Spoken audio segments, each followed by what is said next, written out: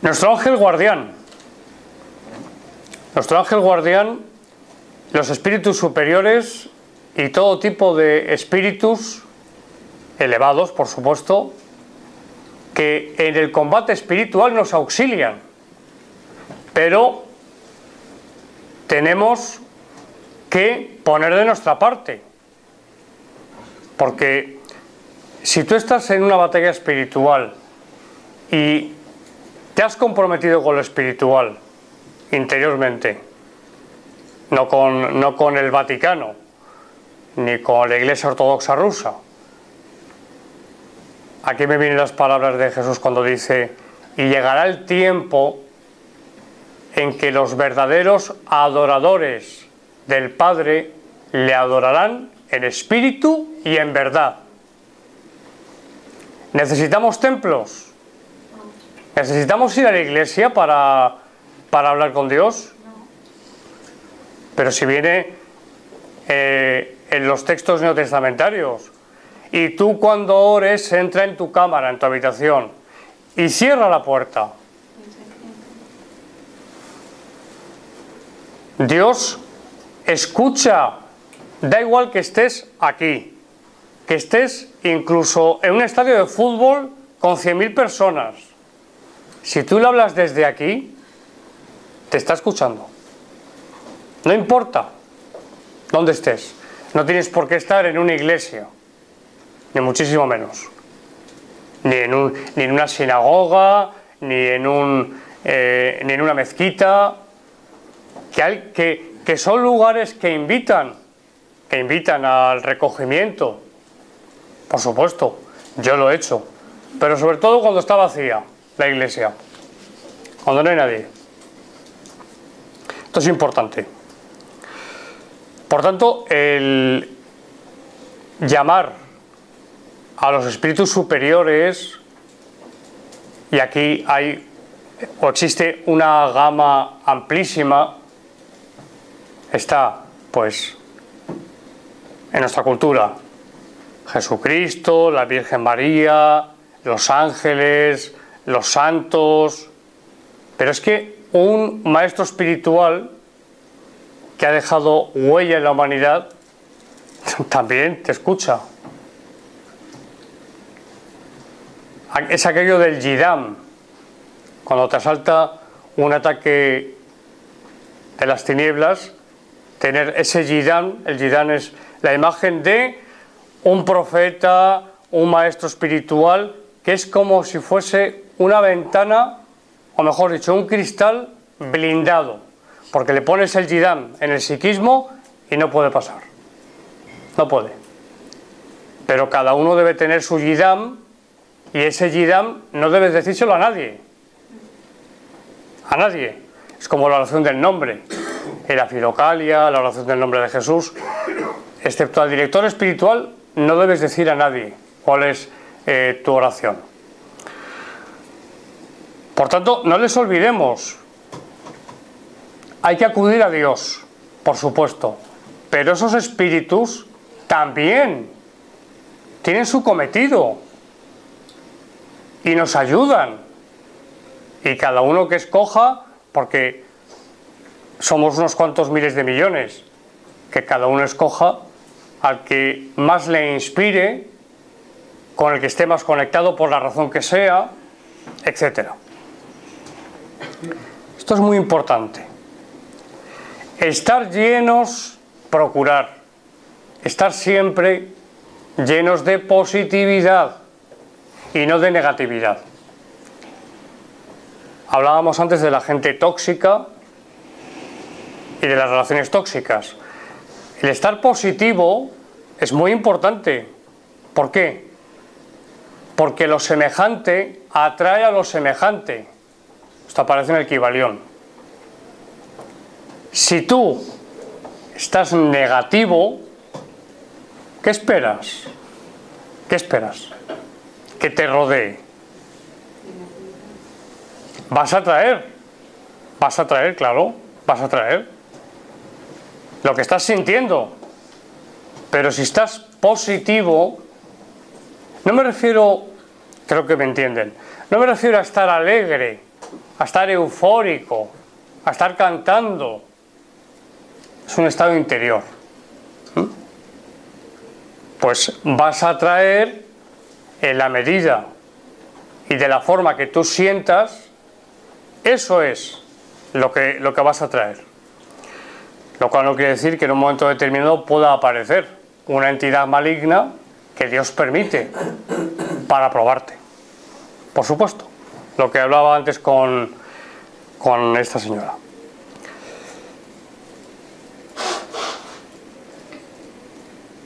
Qué importante también, orar todo lo que podamos y estar unidos a Dios también todo lo que podamos. La oración es una cosa y el rezar es otra. Rezar es recitar, sin sentir, de forma rápida. Y orar es hablar con Dios. Decía Santa Teresa de Jesús que la oración no es más que un trato de amistad con Dios. Y es verdad. Cuéntale a Dios por qué te sientes mal. Él ya lo sabe, pero Él quiere que se lo cuentes. Por eso es tan importante el estar unido a Dios. Es como, por poner un ejemplo de nuestros días, como si uno se conectase a una hidroeléctrica. Estás conectado. Si estás con el Padre, el Todopoderoso, Dios, lo vas a notar. No te va a eximir de pruebas, todo lo contrario. Todo lo contrario.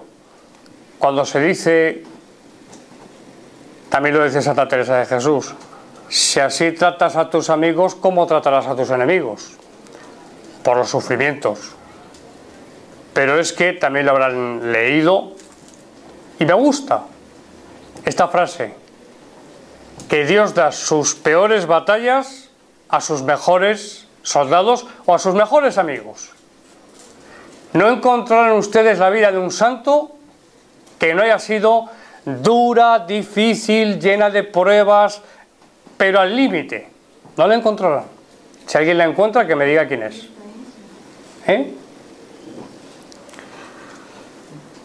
La oración, cada una a su forma. Los musulmanes rezan 5 veces al día. El cristiano reza cuando quiere. El católico tiene que ir a misa todos los domingos y fiestas de guardar. Los espiritistas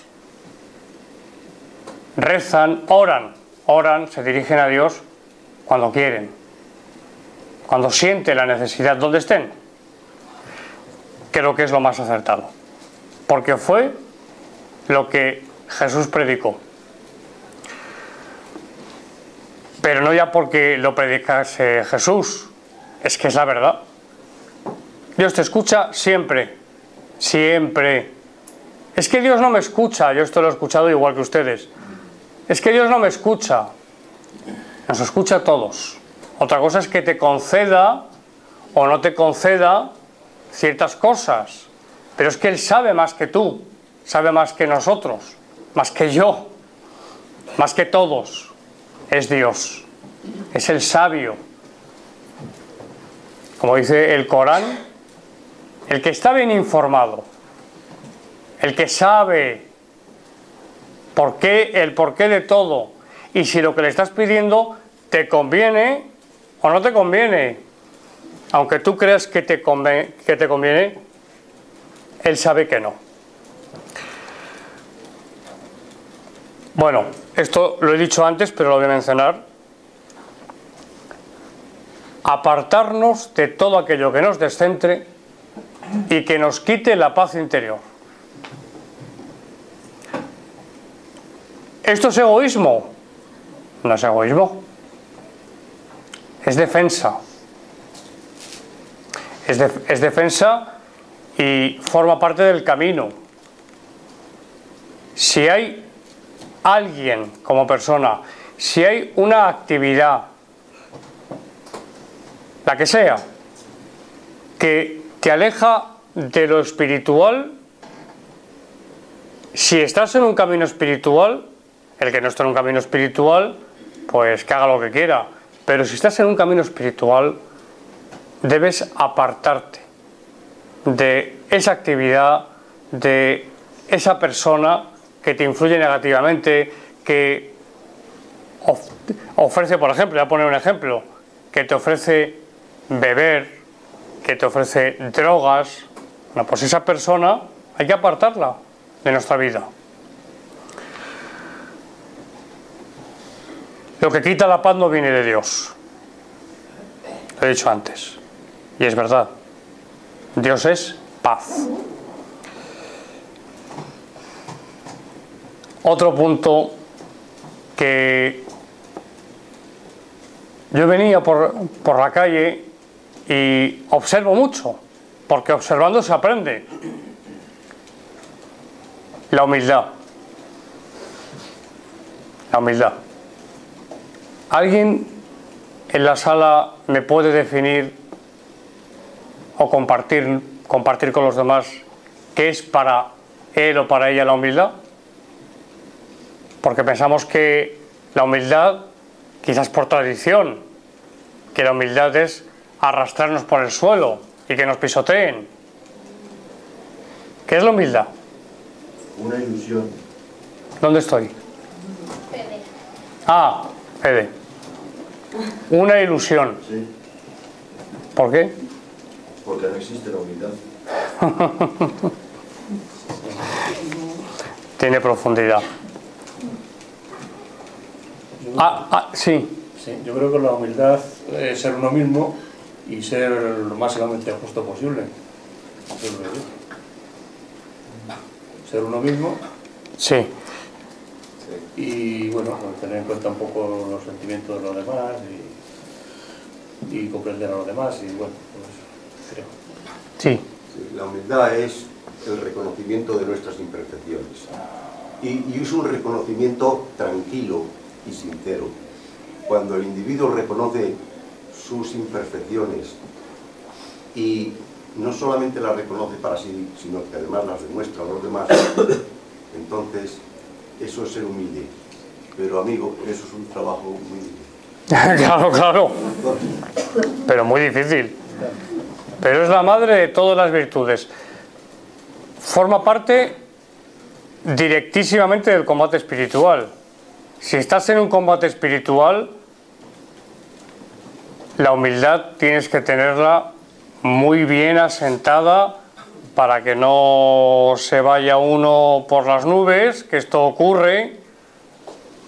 Si yo les contara a los medios de comunicación lo que hay, y creo que no hace falta ni contarlo.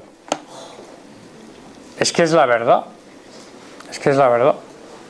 Pero ¿Alguien? Sí. hay una pregunta que voy en mí. Adelante. Caballero. De hace mucho tiempo. Sí. Vamos a ver, cuando un individuo vive económicamente bien, materialmente vive bien, se puede hacer la pregunta y digo, ¿y por qué tengo yo que cambiar si yo vivo bien? ¿Me puedes contestar a esto? Pero vive bien materialmente. Bueno, sí, ¿por qué tengo que cambiar si yo vivo bien? Porque claro, estamos hablando de evitar, o sea, disminuir nuestras imperfecciones que nos hacen daño.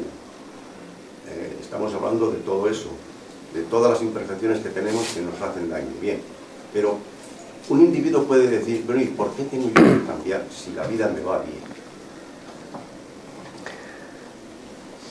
La vida me va bien por fuera, pero ¿y dentro? Esa es la cuestión. Es que vamos a ver, no se puede ser feliz y no se puede vivir tranquilo si no evolucionas. Y para evolucionar tienes que eliminar tus imperfecciones en la medida de lo posible. Y si no es eso, no hay nada que hacer. No hay nadie en la tierra que sea feliz. Nadie. Cierto. Unos más, Sí, sí, sí. unos Sí, más, sí. otros menos, en función de la evolución que uno tenga.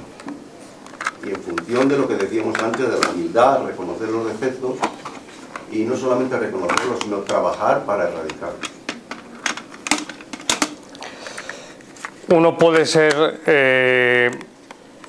poseer todas las comodidades materiales, pero es lo que decía al principio: haz introspección y a ver cómo te encuentras, pero introspección de verdad. Yo creo que todos sabemos, enseguida, que todos sabemos cuáles son nuestros puntos débiles. Los que ya llevamos un camino corto, más corto o un poco más largo.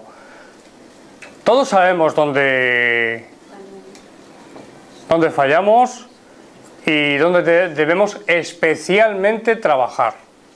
Decía Juana de Ángelis en sus libros que todo individuo que psicológicamente tiene la necesidad de meterse con los demás es porque tiene una vida interna insoportable. Claro, estoy de acuerdo. Estoy de acuerdo. Sí, claro, a ver, lo dice Juana, no lo digo yo. Sí, sí. Estoy de acuerdo. Y hablamos de humildad. La humildad cuando acechan, cuando están ahí. Hablo de los espíritus malignos o inferiores. La humildad finalmente les hace huir. Si quieren decir para los católicos, si hay católicos, demonios, demonios. No soportan por mucho tiempo a una persona que tiene humildad. La humildad, yo les comparto mi definición, es estimarse en lo que verdaderamente uno es. Eso es para mí la humildad. Tener conocimiento también de que se es finito, falible y que no hay nadie, el único que está por encima de todos es Dios. Y que sin Él no podemos hacer absolutamente nada. Si Dios a cada uno de nosotros retira su mano de la persona cae desplomada al suelo. No podemos hacer nada, ni el menor gesto. Pueden creerme que es verdad. Dios mantiene la mano en todos los que estamos aquí y en todo el mundo. Si Dios retira la mano, no hay nada que hacer. Pero es que es un Padre infinitamente bueno y misericordioso. Y aquí viene la pregunta que en programas, en el podcast de Más allá de la realidad, he tratado. Bueno, y si es tan infinitamente bueno, ¿por qué existe el dolor, el sufrimiento? Es que usted le va a echar la culpa a Dios de que exista hambre en el mundo cuando las grandes potencias se gastan ¿cuántos miles de millones de la moneda que sea en armamento nuclear en vez de invertir ese dinero en irse a África entera? Yo hace años, esto es un sueño de Don Quijote, hace años pensé, y le he dicho en el micrófono más de una vez, ¿por qué no se crea la sociedad de ricos mundiales para ayuda y progreso de la humanidad? Ricos de verdad, multimillonarios, no millonarios, que también pueden entrar, multimillonarios.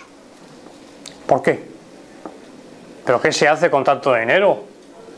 Y ves a un pobre niño ahí muriéndose de hambre, literalmente muriéndose de hambre. De los que estamos aquí, ¿quién no ha experimentado alguna vez, porque le ha pillado donde sea, hambre? Hasta el grado de desvanecerse, casi. Pues así están esos niños y esas mujeres, y no solamente en África. Es indignante. Discúlpenme, pero es que es indignante. Y tienen jet privado, tienen mansiones varias. Que se cree una sociedad donde esos ricos den una pequeña parte porque les sobra. Hubo un cantante, que no voy a decir quién es, que le preguntaron ¿cuánto dinero tienes? En una rueda de prensa. Y la respuesta fue, mira, tengo tanto que no sé ni lo que tengo. No voy a decir el nombre. Una cosa muy pequeña. No sé si conoces este dato. En armamento mundial se gasta $1 millón por minuto. ¿Ok? Ya está. No lo sabía, pero no me extraña. Es decir, es una vergüenza. Es una vergüenza. Es una tragedia. Pero sí, pero es una vergüenza de cara a la humanidad. Es el fracaso de la humanidad.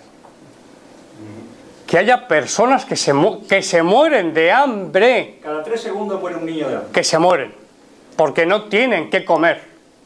Eso no debería existir. No, es que es inadmisible. Bueno, pues ahí también está el trabajo interior y el combate espiritual. Dios da a una persona riquezas. ¿Para qué? A ver qué haces con ellas. La riqueza, como bien dice el espiritismo, la riqueza es una gran prueba.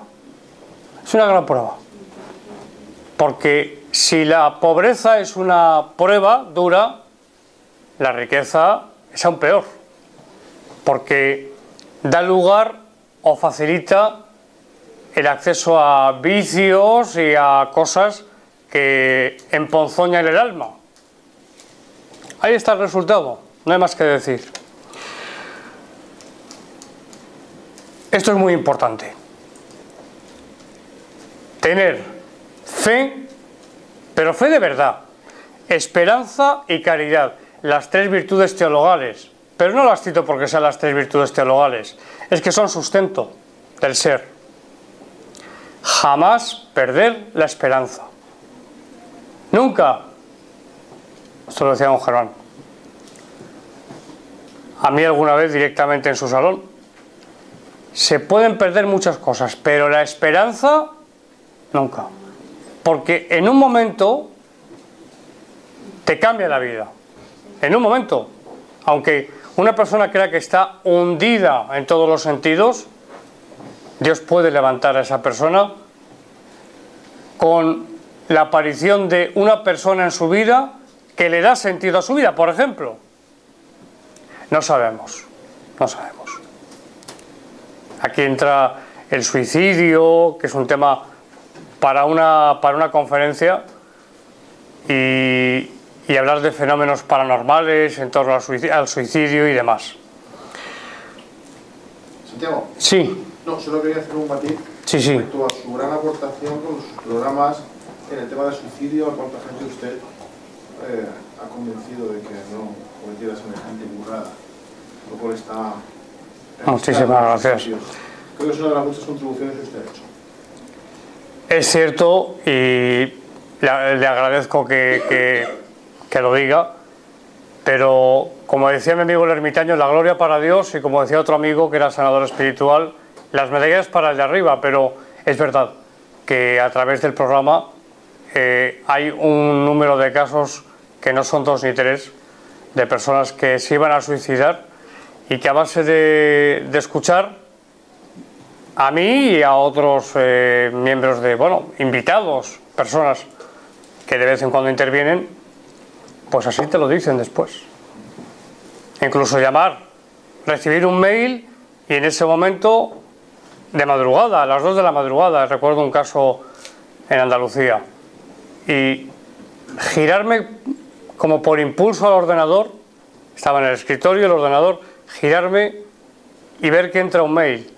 Y esa mujer, una mujer ya de ciertos años, se estaba despidiendo y que se iba a arrojar desde el balcón.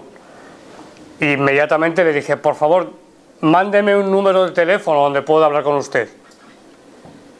Esperé 5 minutos, le pedí a Dios que por favor que me lo mandara, me lo mandó, la llamé. Es un caso.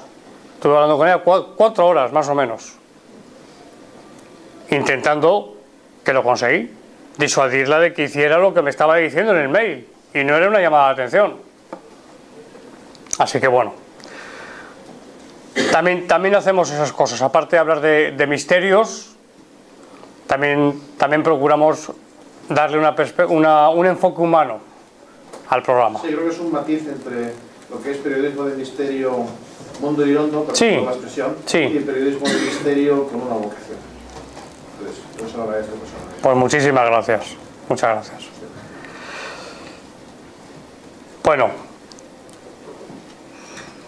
esto ya lo he dicho, simplemente lo digo de pasada, no obsesionarnos con el mal, no obsesionarnos con el mal, pero sí ser conscientes. Hay personas que viven, y he conocido algún caso, dentro de la iglesia, no de sacerdotes o de monjas, no, pero personas que viven pensando que todo lo que les ocurre malo se lo provoca el demonio. Primero vamos a ver si el demonio existe, que sobre eso habría mucho que hablar, y después es que no se puede estar. ¿Sabemos que hay malos espíritus? Yo creo que sí, pero no podemos estar continuamente, y además es que es una tortura para la persona estar pensando que todo lo que le está pasando es obra de los malos espíritus. Eso no es. Hay que polarizarse en la parte positiva, en lo que metafóricamente podemos llamar luz, en Dios, en definitiva, no en el lado oscuro, y estar pensando que todo lo que te ocurre es obra de los malos espíritus, de las tinieblas, o el que quiera en el demonio, del demonio.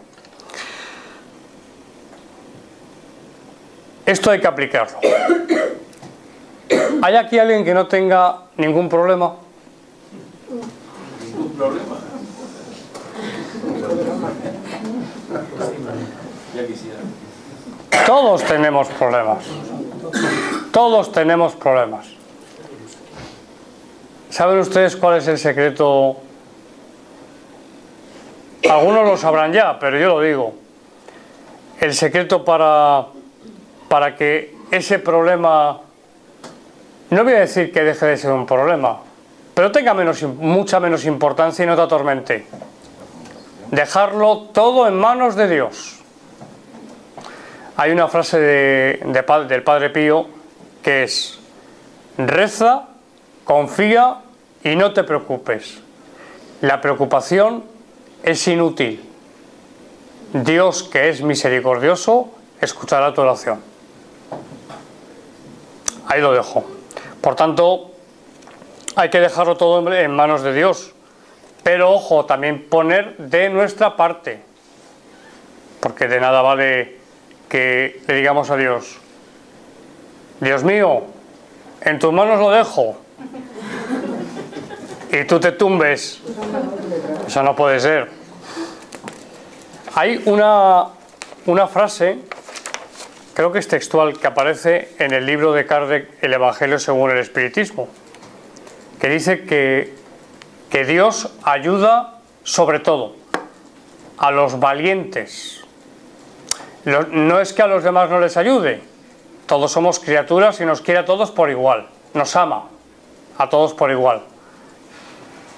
Hasta uno que sea muy perverso, sí, porque sabe que dentro de X cientos de años esa alma perversa va a llegar a ser un espíritu de luz, por aquí dicen de luz, un espíritu perfecto. ¿Cuándo? Ha de pasar tiempo, y ha de trabajar, y ha de sufrir, y ha de experimentar muchas cosas, pero llegará. Estamos todos condenados a ser felices eternamente. Esta es la parte no solamente de la Iglesia, también del Islam y del judaísmo, las tres monoteístas, las penas eternas. Yo me quedo pensándolo, ustedes no sé qué opinarán. Un Dios que es todo misericordia, no todo misericordia, infinita misericordia, también infinita justicia. Pero a un ser finito condenarle, sí, puede haber hecho algo terrible, ya se encarga aquí la justicia y en el más allá también, pero a un ser finito condenarle a una pena infinita y eterna. Eso no cabe, no cabe. Y hay personas en nuestro foro, en iVoox, hay personas que mantienen que hay penas eternas y que para esos espíritus no hay perdón ni lo habrá jamás. También es una falta de caridad, porque si tu hermano o tu padre se condena eternamente, no te gustaría, y te dicen, no, es que Dios te lo borra de la memoria, del entendimiento, las cosas no funcionan así, ni muchísimo menos. Nuestros principales enemigos son, y aquí meto la quinta porque estamos 15 minutos más o menos, ¿no? Principales enemigos en el combate espiritual. Ya lo he dicho. Soberbia y orgullo. El creerse que uno siempre tiene la razón, que uno está por encima de todo el mundo, que todo lo que dice es como es y que es irrefutable, que es superior a los demás, que siempre tiene la razón. Esto es que yo no le pienso pedir perdón, que me lo pida él. Ahí lo tienes. Eso hay que erradicarlo. Es un obstáculo para la vida espiritual.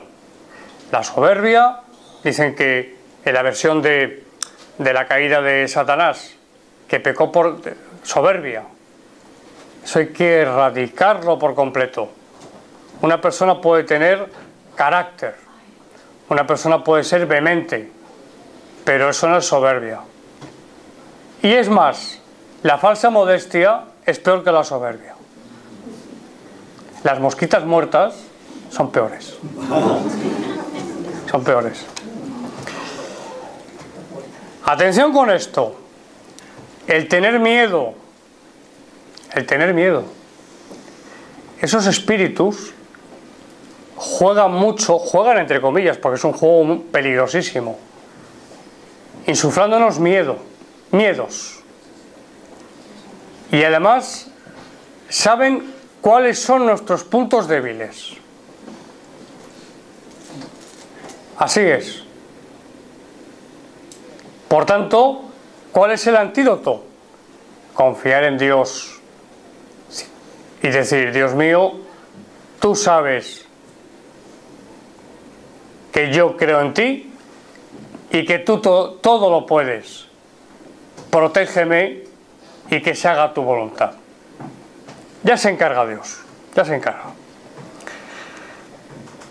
Antes le he dicho a esta señora algo que tengo aquí apuntado: los espíritus malignos, demonios para el que creen ellos, ¿qué quieren? Quieren nuestra perdición. Así es. Apartarnos de Dios. ¿El qué? Apartarnos de Dios.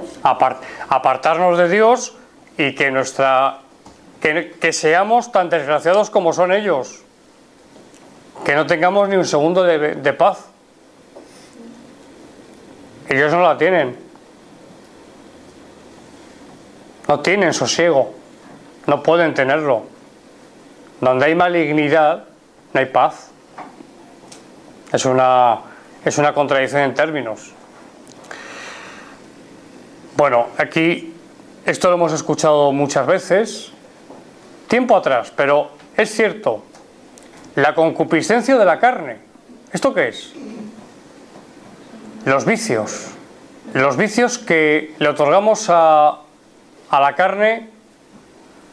Aquí entra el sexo, que el día que me encuentre con él en el más allá, que algún día me lo encontraré, a Pablo de Tarso, vamos a tener unas palabras, porque parece que sí, porque siempre le estoy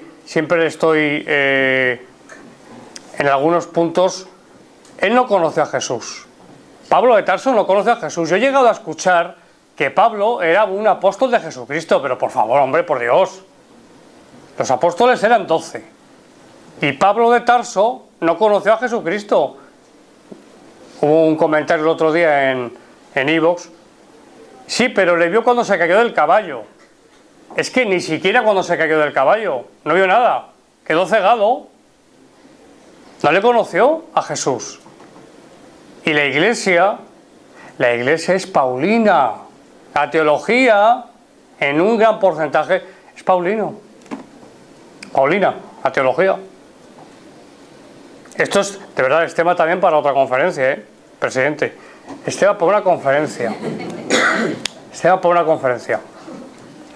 Lo es porque nos han llegado cosas hablando del sexo. Quien demoniza el sexo no es Jesús. Cuidado, Jesús en materia sexual hablaba e iba en contra, pero además con el hacha levantada. Dos aspectos. El adulterio, es decir, el ser infiel a tu pareja, a tu esposa o a tu esposo, y la fornicación. En el texto griego, que es el que nos sirve porque en hebreo no existe, en el texto griego el término que emplea repetidamente cuando habla de fornicadores es porneia. Porneia son relaciones sexuales ilícitas. Sobre eso habría mucho que hablar porque el que se divorcia ya sabe lo que ocurre. No se puede volver a casar, salvo que el matrimonio, corríjame si me equivoco, se ha declarado nulo. Entonces Jesús dice, excepto en caso de fornicación, dice, fornicar es hacer el acto sexual sin amor, sin sentimiento. Ahí tienen, desgraciadamente, a un porcentaje muy elevado, sí, de jóvenes, pero casos, yo conozco un caso, no voy a decir de dónde, para que ni remotamente pueda ser identificado, que me llegó y que me puso los pelos de punta, de una niña, porque no es chica ni siquiera, de 12 años que ya mantenía relaciones sexuales. Con 12 años. Con 15 saben más que los mayores, por lo general. Es terrible. Pero no demonicemos el sexo. El sexo, si Dios lo ha puesto, dice, no es para procrear en el matrimonio. Entonces, si esa pareja quiere tener un hijo en toda su vida, solamente van a la cama una sola vez. ¿Y qué hacemos con las hormonas? No hay por dónde cogerlo. Pues la demonización del sexo viene de ahí, de Pablo de Tarso. Es así, Jesús no habla por lo demás de más cosas. No habla, no lo dice. No condena el que una pareja se ame. No lo encontrarán. No lo encontrarán. Bueno, esto, a ver ustedes qué opinan. El murmurar. Aquí estamos en la palabra. El murmurar, el criticar a los demás, el juzgar y condenar al prójimo. Eso arriba no gusta nada. Los murmuradores, no juzguéis y no seréis juzgados, no condenéis y no seréis condenados. Arriba no gusta nada. El que está todo el día en los labios con los chismes y le cuenta la vida de uno y de otro al otro y de uno, pues eso Dios no tiene buena opinión sobre eso. El apegarnos a lo material, el apegarnos. Una cosa es estar aquí, vivimos en el mundo, y otra cosa es estar aferrados a mi chalet, a mi piscina, a mis jarrones de porcelana, a mis vestidos, a mis zapatos. Y cuando te mueras, ¿qué te lo vas a llevar todo? Cuando te mueras, no te lo vas a llevar. No te lo vas a llevar. Te vas a llevar el que tú, tu alma, ya está, nada más. Bueno, es que hay cosas que ya les he dicho. El darle a la carne, a la materia, y al cuerpo todo lo que se le antoje, pues no hay que dárselo todo. El tener, por ejemplo, también una preocupación excesiva sin motivo, sin motivo. Nunca dar paso a la desesperación y algo que parece que es lo mismo, pero no es lo mismo, la desesperanza. La desesperanza es un estado como de, similar o parecido, de abatimiento. Pues eso a veces es lógico por circunstancias que lo tengamos, pero hay que intentar apartarlo. Los 7 pecados capitales, yo voy a citarlos y que cada uno se lo aplique o que mire, yo el primero, si lo comete o no lo comete. La soberbia. La soberbia. Ya he dicho más o menos lo que es a grandes rasgos. La ira. No la vehemencia, no el que mantiene una idea firmemente, no, la ira. La ira. La gula, la lujuria, la avaricia, la pereza y la envidia. Analicen y que cada uno se lo aplique. Erradicar. A trabajar en esos puntos. Y como estamos terminando por la hora,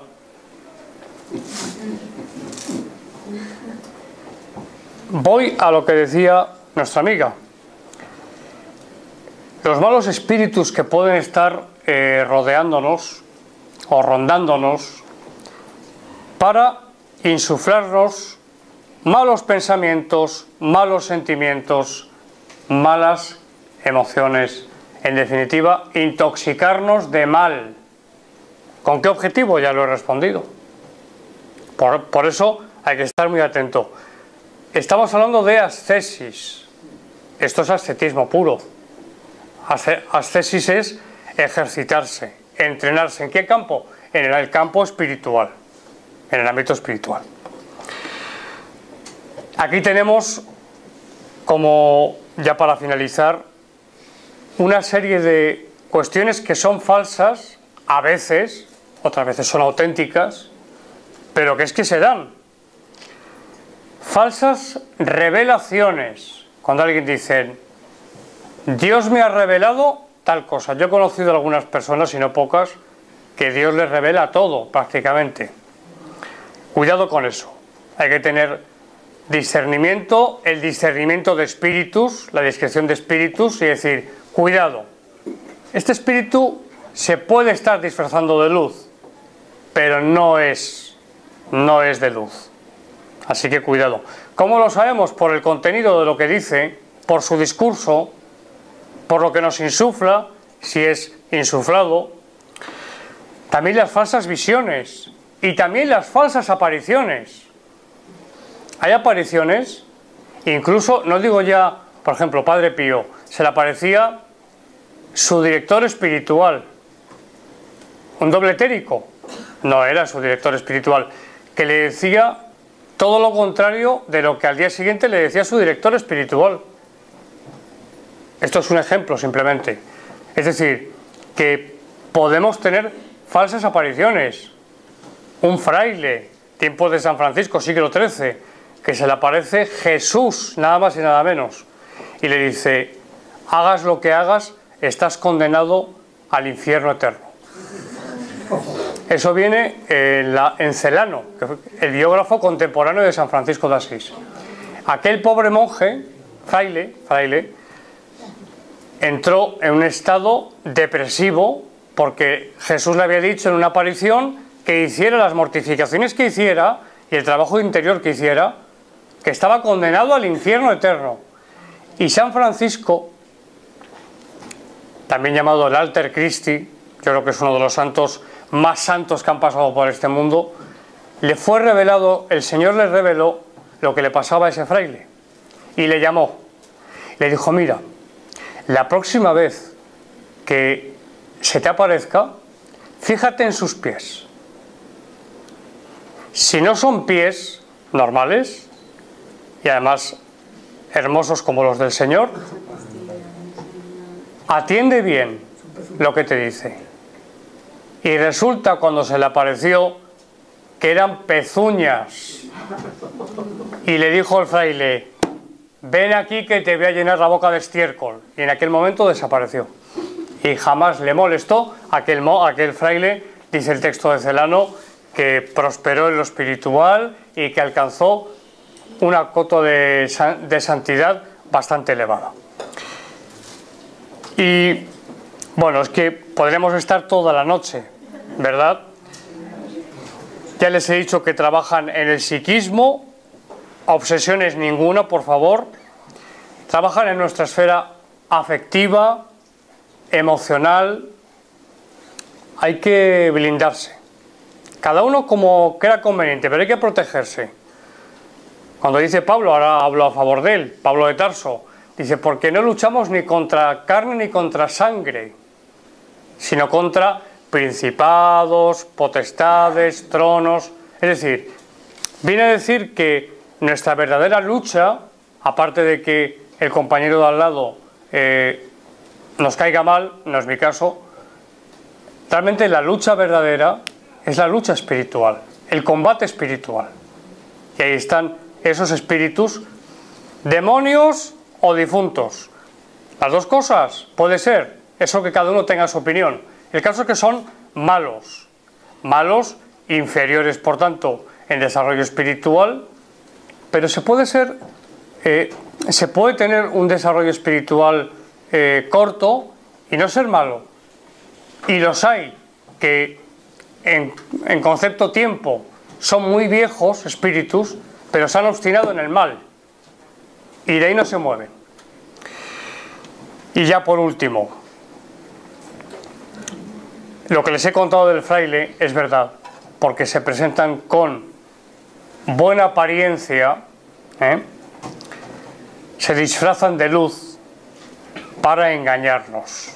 Así que aplicar el discernimiento y sobre todo escuchar el contenido, ver el contenido que nos comunica, si tiene la experiencia un fenómeno paranormal, el que sea. Por favor, analicen bien. En esta casa sé que están muy bien instruidos, pero bueno, yo lo digo y lo dejo aquí. Y por último, decir, lo he dicho antes, pero ténganlo presente: nos atacan donde más nos duele.